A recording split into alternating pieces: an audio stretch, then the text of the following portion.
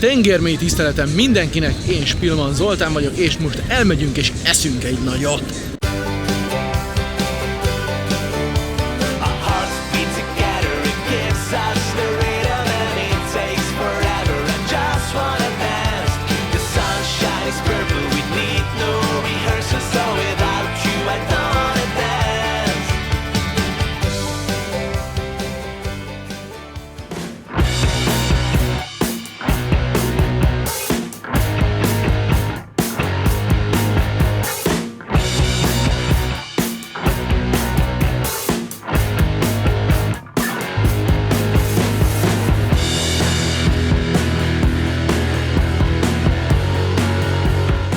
Szóval itt eljöttünk Budapestre a Food Truck Show-ra, itt van mögöttem, és most fogunk egy jó nagyot kajálni, valami jó kis húsos kaját szeretnénk magamnak, úgyhogy körbe is nézünk.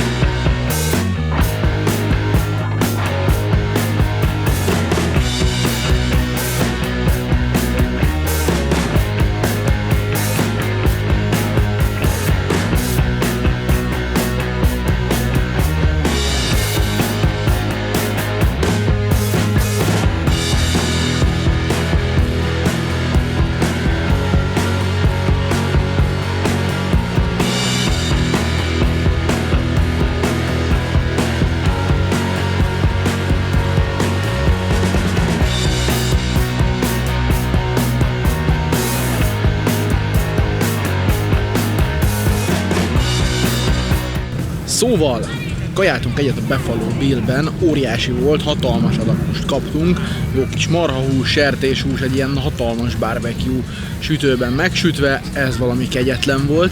Picit pihenünk, aztán folytatjuk tovább a kis gasztrokalandot, addig is viszok egy sört. Szervusztok!